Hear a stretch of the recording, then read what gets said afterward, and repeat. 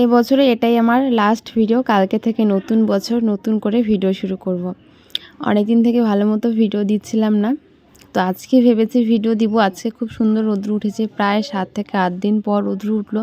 তবে হঠাৎ করে আমার পেটটা প্রচণ্ড ব্যথা করছিল, খুব একটা ভালো মতো কাজ করতে পারছিলাম না। আর আমার যখন পেট ব্যথা করে তখন আমি সোজা হয়ে দাঁড়াতেও পারি না। তো মা কাপড়গুলো ধুয়ে রেখেছে, এখন এইগুলোই মেলে দিচ্ছি। এত সুন্দর রৌদ্র উঠেছে, ভেবেছি খুব সুন্দরভাবে কাজগুলো করব। বিছানার চাদর ধুয়ে দিব। অনেক দিন থেকে বিছানার চাদরগুলো ধোয়া হচ্ছিল না, তবে যাকগে সেগুলো আর ধোয়া হয়নি, প্রচণ্ড পেট ব্যথা করছিল। তো ভাবলাম কাজগুলো করার আগে মা যেহেতু জামা কাপড়গুলো ধুয়ে রেখেছে সেগুলো মেলে দিই। এটা কিন্তু আমার আজকে এই বছরের লাস্ট ভিডিও, ডিসেম্বরের 31 তারিখ। এখন বাজে 9:30টার মতো। আজকের ভিডিওটা এখন থেকেই শুরু করছি তোমাদের সবাইকে সঙ্গে নিয়ে। গুড মর্নিং তোমাদের সবাইকে, কেমন আছো তোমরা? আশা করছি সবাই অনেক ভালো আছো, আমি অনেক ভালো আছি। কাল থেকে আমরা সবাই একটা নতুন বছরে পা রাখতে চলেছি। তো আজকে আমাদের হঠাৎ করে প্ল্যান হয়েছে আমরা পিকনিক খাবো। এখনও অবধি আমি কিছুই জানতাম না। আমরা রোজ যেভাবে কাজকর্ম করি আমি, তো কাজকর্ম করে যেহেতু আমার সপ্তাহে 3 দিন সেলাই থাকে, সেখানে আমি যাই। তো সেখানে গিয়ে হঠাৎ করে প্ল্যান হয়, তবে তাদের সঙ্গে নয়, আমাদের পাড়ারই কিছু বাচ্চার সঙ্গে। তো চলো আজকে পুরো ভিডিওটা তোমাদের সঙ্গে শেয়ার করছি, আমি কীভাবে পিকনিক করছি বা কীভাবে খাচ্ছি। আমাদের পিকনিকটা একদমই আলাদা রকমের হবে, বাচ্চাদের সঙ্গে একদমই অন্য রকম। তো চলো আমি বাসনগুলো মেজে নেই, তারপরে আজকে না সেরকম কাজ বলতে নেই। ভেবেছি অনেক কিছু করব, তবে সেরকম কাজ ছিল, তবে করিনি। প্রচণ্ড পেট ব্যথা করছিল হঠাৎ করে।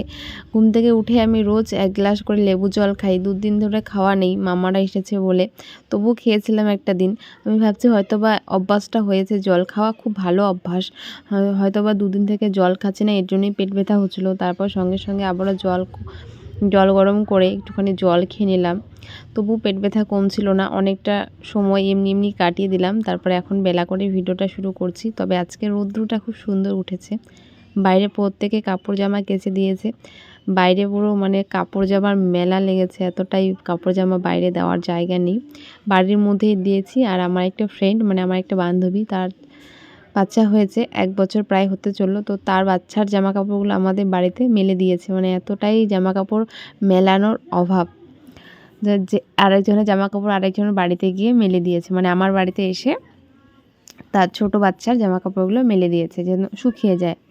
তো চলো বাসনগুলো মেজে নিয়েছি, এখন এই তো আমি বিছানাটা গুছিয়ে নিয়েছি। বিছানাটা না আমি ঘুম থেকে উঠে গুছাই না, যেহেতু বিল্লিগুলো শুয়ে থাকে, আগেও বলেছি।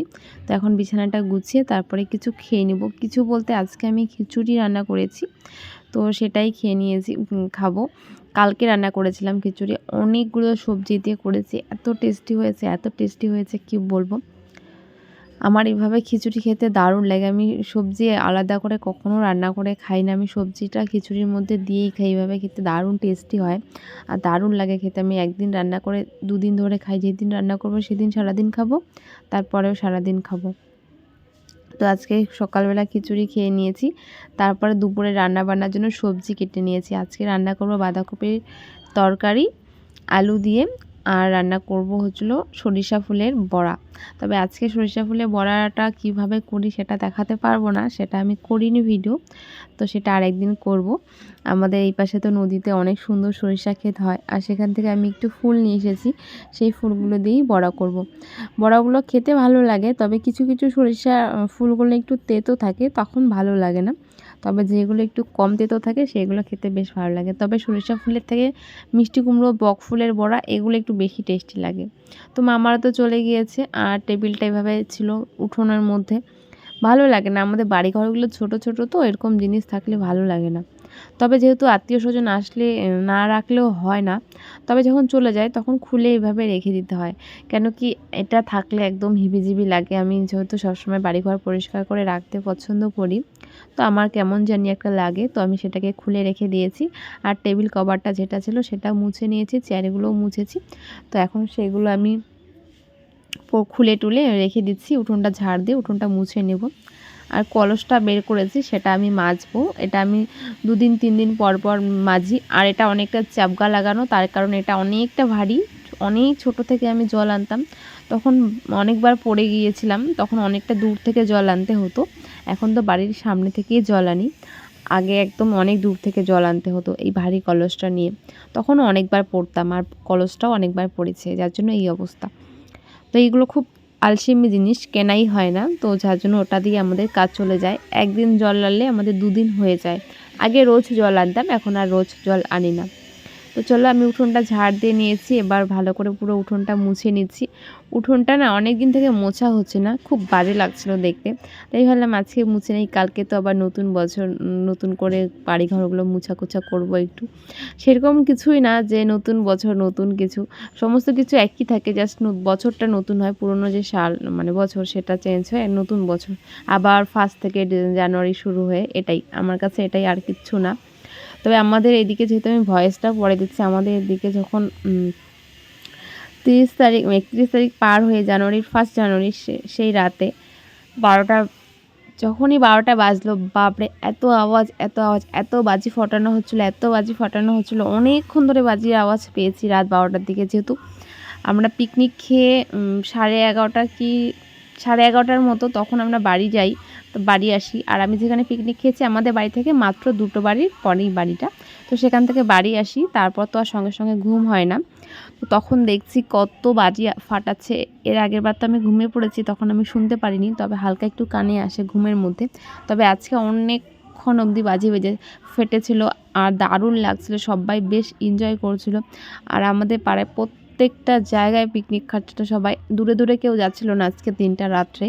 হয়তো জানুয়ারি মাস থেকে দূরে দূরে কোথাও যাবে, এখানে একটু পিকনিক ওখানে একটু পিকনিক। আর পিকনিকে তো জানোই সবাই উনুনে রান্না করে, দারুণ লাগছিল দেখতে। আর বক্স বাজছিল, গোটা পাড়া বক্স বাজছিল। আমাদের এই পাশটা যেহেতু অনেক ঘন বাড়ি, তো একটু একটু জায়গা মিলে মানে কিছু কিছু লোক মিলে পিকনিক হচ্ছে। এত ভালো লাগছিল এই জিনিসটা দেখতে, আমি জানতামও না যে এরকম হচ্ছিলো। আমরা যখন মাংস আনতে বাজারে যাই তখন দেখছি পুরো রাস্তার মধ্যে পিকনিক চলছে, সবাই রান্না করছে, এখানে একটু রান্না হচ্ছে, ওখানে একটু রান্না হচ্ছে। তো এই যে আমাদের পিকনিকের আয়োজন শুরু হয়ে গেছে। আজকে আমাদের পিকনিক হচ্ছিলো। আমাদের পিকনিকটা অ্যাকচুয়ালি বাচ্চারা মিলে করছিল, তো তাদের জানোই যে সবার বাড়ি থেকে সব কিছু দেওয়াটা সম্ভব নয়, তো ওরা খুব সামান্য পরিমাণে টাকা দিয়ে, সেই টাকা দিয়ে ওরা যে মুরগির পা হয়, যেটাকে আমরা মুরগির ঠ্যাং বলি বা টেংরি বলি, সেগুলো নিয়ে এসেছে। যেহেতু আমি এগুলো খাই না, তাই আমার খাওয়ার কথা ছিল না। তারপরে আমরা বড় বলতে আমরা 3 জন ছিলাম, তো আমরা 3 জন মিলে এসে আবার কিছু টাকা দিয়ে একটুখানি ওই ফ্রেশ মাংস যেটা হয় সেটা নিয়ে এসেছি। তারপর আমি পিকনিকে মানে জয়েন হলাম, নয়তো আমার খাওয়ার কথা ছিল না, যেহেতু ওরা টেংরি দিয়ে পিকনিক করবে, একদমই ওরা ছোটো ছোটো মিলে সবাই মিলে, তো যার জন্য। তারপরে এখানে দেখো আমি কিন্তু মানে রান্না করছি, পুরো রান্নাটা আমি করিনি, একটু একটু করে জাস্ট হাত লাগিয়েছি, যতটুকু না করলেই নয়। আর এখানে এরা মুরগির যে পাগুলো হয় সেগুলো পরিষ্কার করছে। তোমরা আবার কেউ খারাপ ভেবো না বা খারাপ পেও না, কেন কি এইগুলো কিন্তু সবাই খায়, যারা যারা খেতে ভালোবাসে বিশেষ করে তারা খায়। আমি মুরগি খাই, মুরগির পাটা আমার ভালো লাগে না বলতে এই নয় যে আমি খেতে পারি না, আসলে আমি কাটা জিনিস খেতে ভালোবাসি না, কাটা ভালো লাগে না, তাই আমি এসব খাই না। তো এদিকে দেখো একটা রান্না করতে করতে হঠাৎ করে আমাদের কাঠ ফুরিয়ে যায়, তো বাড়ির মধ্যে অনেক কাঠ আছে, তো সেই কাকিমাটাই সমস্ত কাঠ দেয় আমাদেরকে রান্নার জন্য যত লাগে। তবে এই বুনুগুলো মজা করে বলছে আমরা এখন যাচ্ছি কাঠ চুরি করতে, মানে খড়ি যেটা হয় সেটা চুরি করতে যাবে। তো এটা কিন্তু পিকনিকের আসল মজা, এরা খুব এটাকে এনজয় করেছে। আর আমরা কি করেছি, আমরা শুধু বড়দের মতো বসেই ছিলাম, এনজয় তো ওরা করেছে। আর অ্যাকচুয়ালি ওদের জন্যই খাওয়াটা, ওরাই প্ল্যান করেছে, ওদেরই শখ। আর আজকের দিনে এটা সবাই খায়, আমি আগেরবার খাইনি, যেহেতু আমি বাড়িতে এই পাশটাতে থাকতাম, ওদের ও পাশটা খুব একটা যেতাম না। এখন যেহেতু সেলাইয়ের ক্ষেত্রে ওদের সঙ্গে টুকটাক যাওয়া আসা হয়, তাই এদের সঙ্গে আর কি মানে খাচ্ছি আর কি, এদের পিকনিকের মধ্যে আমি জয়েন করতে পেরেছি। তো চলো, এদিকে আমাদের চলছে মুরগির ঠ্যাং পরিষ্কার করা, আর এদিকে বসিয়ে দিয়েছে ভাত, আর ওদিকে রয়েছে মাংসটা এখনও ধোয়া হয়নি, মাংসটা যে ঠ্যাং পরিষ্কার করছে তাদের বাড়িতেই পিকনিক চলছে, আর সেই মাংসটা ধুবে। আমি সেরকম কিছু করিনি, আমার সেরকম কাজ ছিল না, যে বাড়িতে আমরা পিকনিক খাচ্ছি সেই কাকিমাটা সমস্ত কিছু করেছে। আর আমরা মাংস আনতে গিয়েছিলাম 3 জন মিলে, এসে দেখি সমস্ত কিছু কাটাকুটি একদম রেডি। আর এই পিকনিকটা মেনলি হচ্ছে কিভাবে যেন, সবার বাড়ি থেকে একটু একটু করে চাল দিয়ে, সবাই বাড়ি থেকে পেঁয়াজ দিয়েছে, আলু দিয়েছে, লঙ্কা মাংসটা বাদে আর তেলটা বাদে সব বাড়ি থেকে সবার বাড়ি থেকে একটু একটু করে চাল দিয়ে ভাত হয়েছে, সবার বাড়ি থেকে একটু একটু আলু দিয়ে মাংস হয়েছে, পেঁয়াজ রসুন আদা লঙ্কা সমস্ত কিছু, জিরে গুঁড়ো লঙ্কা গুঁড়ো সমস্ত কিছু বাড়ি থেকে দেওয়া হয়েছে একটু একটু করে। এভাবেই এই পিকনিকটা হয়েছে। তো এখানে ওরা এই যে বললাম যে ওরা খড়ি চুরি করতে গিয়েছে, তো সেটা চুরি করে ওরা নিয়ে চলে এসেছে। আর ওরা খুব জিনিসটাকে খুব মানে কি বলবো মজা পেয়েছে যে আমরা চুরি করতে পেরেছি, খুব মানে একটা বড় কাজ করেছে। ওরা খুব হাসাহাসি করছে এটা নিয়ে। আর এটা বললো যে কাকিমাটা বললো এটা কী নিয়ে এসেছি, যেটা ফেলে দিয়ে এটা কাটতে হবে না। আর বাচ্চা কাচ্চাগুলো তো কাটতেও পারবে না, মজা করতে গিয়ে যদি বাই চান্স কিছু একটা হয়ে যায়, যার জন্য তো সমস্ত রান্নার যত মানে লাগে আর কি খড়িগুলো সমস্ত কিছু এই বাড়ি থেকেই দেওয়া হয়েছে। তো এটা একটা আমার কাকিমার বাড়ি, তো সেখানে কিন্তু আমরা রান্না করছি। তো ওইদিকে ভাত আমাদের হয়ে এসেছে, ওদিকে ভাতের মাড় গালানো হচ্ছে, আর আমি এদিকে ডালটা বসিয়ে দিলাম। ডালটা ধোয়াই ছিল, আমি একটুখানি জল দিয়ে তারপরে কিন্তু ডালটা দিয়ে দিয়েছি। আমি অনেক দিন পর পিকনিক খাচ্ছি, আমার বেশ ভালো লাগছিল। আর ঠান্ডা ঠান্ডা উনুনের মধ্যে রান্না করছিল, সবাই মিলে একসঙ্গে বসে গল্প করছিলাম, এটা খুব ভালো লাগে। আর পিকনিকের মূল কাজ যেটা সবাই মিলে হাতে হাতে কাজ করা, এটাই কিন্তু পিকনিকের আসল মজা। বাচ্চারা ওইদিকে খেলা করছিল আর বড়রা এদিকে কাজ করছিল। তবে এখানে একটা যে কাকিমা আছে বললাম, তো সে সব কাজ করে, আমাদের খুব একটা কাজ ছিল না, আমরাই উনুনের পাড়ে বসে সবাই মিলে গল্প করছিলাম আর টুকিটাকি একটু নেড়ে দিচ্ছিলাম, ব্যাস এতটুকুই।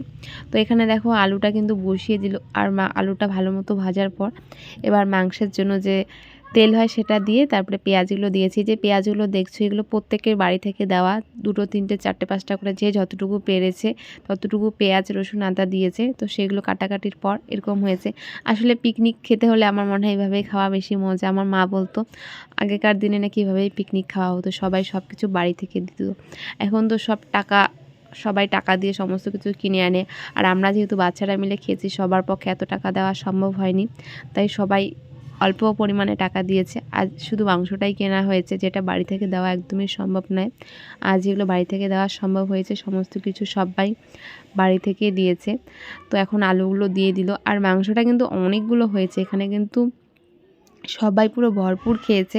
আবার আমরা নিয়ে এসেছি, আমরা বলতে আমি আর আমার একটা ফ্রেন্ড, তা আমরা দুজনেই নিয়ে এসেছি, কারণ লাস্টের দিকে অনেক মাংস, অনেক বলবো না সামান্য পরিমাণে মাংস বেঁচেছে। তো আমার কিছু এঁঠো মাংস ছিল, আমি বাটিতে নিয়েছি। তো বাটির মাংসটা আমি আর একটু ঝোল আর আলু মিলে সেটা আমি নিয়ে এসেছিলাম।